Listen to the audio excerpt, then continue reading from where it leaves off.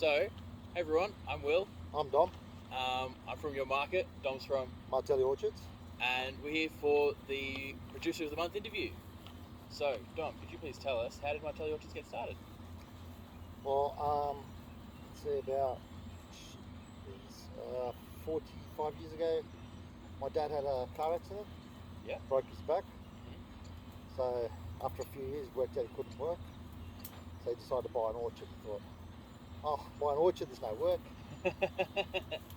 12 months into it, he worked out he made a big mistake. So orcharding is a lot of work. A lot more work than building. Yeah, okay, right. Well, with that, what's during peak harvest season? I assume that's when you're most busy, there's most work going on. What does a typical day look like in peak harvest season? Peak harvest is not the most work, but get up in the morning, get the pickers organised. So loading trailers, unloading trailers will be all day. Yeah. But that's about all the work we'll be doing. Yeah, okay. Just loading and unloading, checking what fruit's ready. Yeah. So we'll test sugar, starch, quality. Yeah, okay, right. Before harvest. Yeah. And tell them when they can go. Stop them working when the fruit's not ripe. Yeah. That's pretty much it. We'll Yeah, work okay. as long as they'll work. Yeah, gotcha. So when they're finished working, they're finished for the day. Understood. And so then, if peak harvest isn't the busiest time, what is the busiest time? Pruning. Pruning. Okay, right. So we're all stuck in there pruning the trees. Yep. Trying to finish it before summer comes. Gotcha. So then everything can start fruiting from there. Yeah. Our problem is that's when we get the most rain here. Yeah. Right. Okay. So that's it. So it's hard to get around the farm and get all of the pruning done. Yeah. Yeah. Right. Okay. So.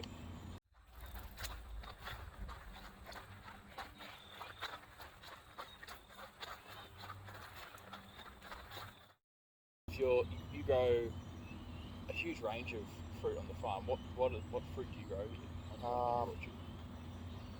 Apples, pears, peaches, plums, grapes, cherries, figs, persimmons. Yeah.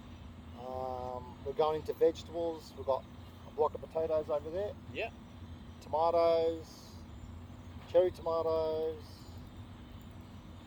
Oh, a lot of stuff. A huge range. Yeah, that's brilliant. All locally grown.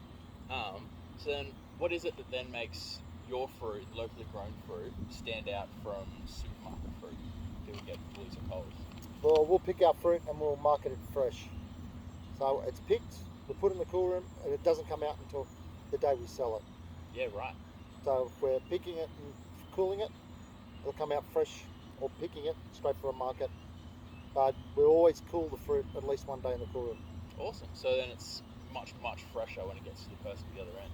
So it holds better too. Yeah, brilliant. Okay, so you get much more use out of it. You can buy it, leave it in the fridge for a bit longer. Or you can leave it on the bench. Yeah, right. Okay. So it will last. Yeah. Should last 2 to 3 weeks longer than supermarket. Wow, that's huge. 2 to 3 weeks. That's amazing. Okay.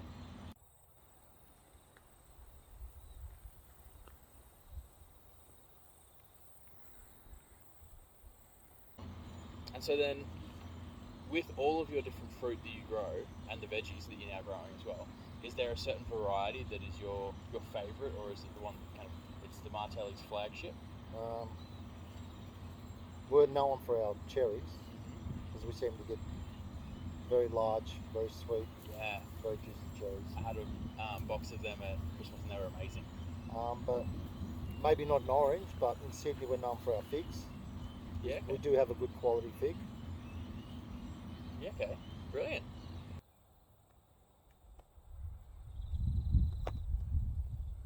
That's quirks. Yeah. What is the toughest season for you, and then what's the most rewarding season for you as well?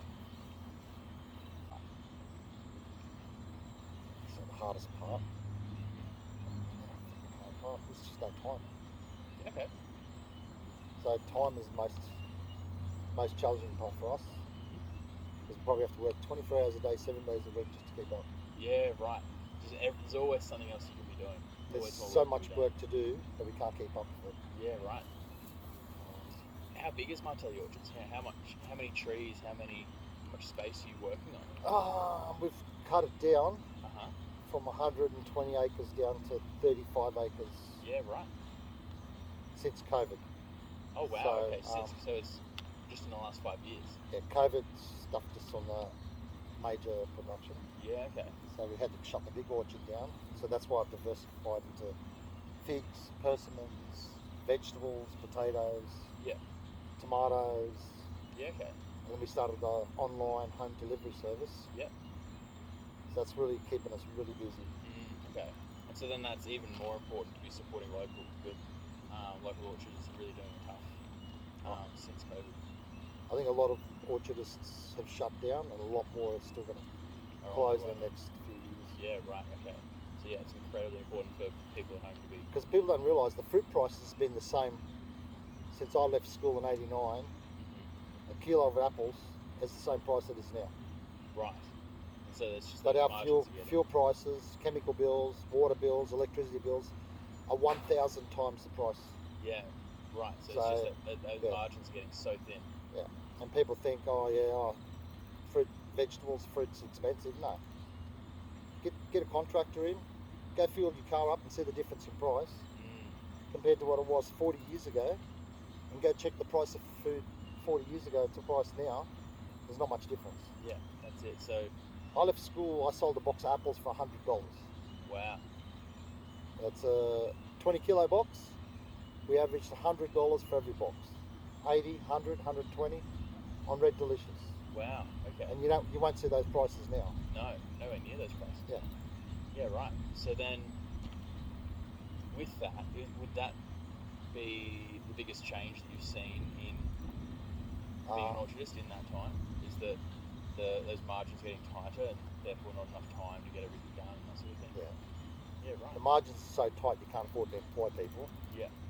The wages are so dear you can't afford to employ people. And sometimes I don't even know how half the farmers do it. Yeah, right. So they really are everyone's just they're working so on hard. $1. Yeah. Wow.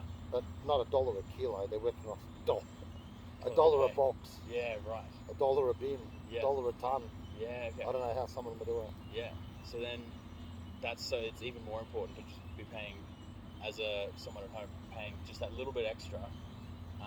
They know that's going a really long way to supporting local orchardists and local fruit producers. Yeah, okay. That's great. They're not paying a lot. No, they're not paying a lot more. It's not a lot more. No. It's only that few cents that makes a difference. Yeah. So that's it. Just a small change, just a small increase in the price makes a big difference for all of the orchardists. Yeah, okay, brilliant.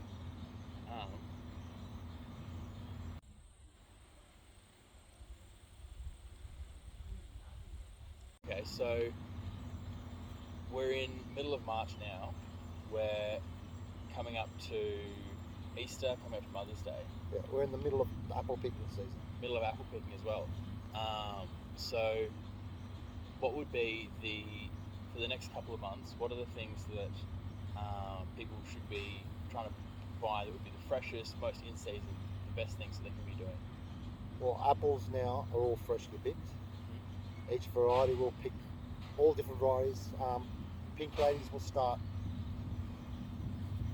just before May. Fuji's end of April towards May. Yeah. Persimmons will start about Mother's Day. Yeah. Last year I picked them, so roughly around then.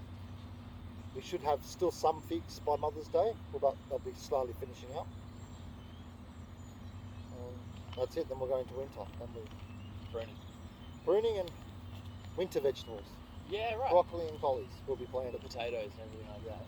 Yeah, brilliant. Should be harvesting next year, hopefully. Awesome. So then, for you've had a long time in the industry, you've grown a lot of different fruits. What's your favourite fruit, and what's your favourite way to enjoy that as well? My favourite fruit, maybe figs. Yeah. And I like them straight off the tree. Straight off. I don't like this cooking in the oven with prosciutto and cheese. Straight off the tree. Ripe off the tree. Brilliant. Straight as nature intended. Yeah, that's it. Brilliant.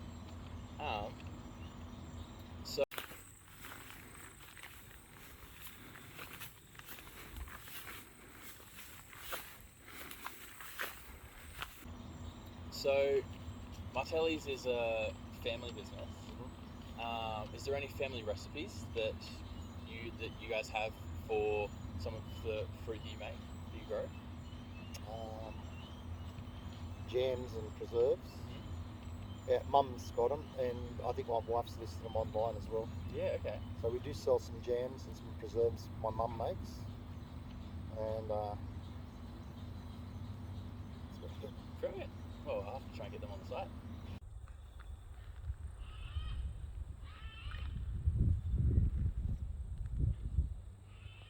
And we'll probably go just lastly, what's one thing that you wish people knew more about orchard life? I don't know what you like. It's a lot harder than what you think. It's not all fun and games. It's not all picking fruit and eating it. It's not all picking fruit and eating it. It's working from sun up to sunset. Sometimes we have to stop to take our kids to school, pick them up, but then we still have to go back to work. Yep. We don't get the luxury of laying down watching TV and 24/7. that's it. 24/7 work. Workaholic.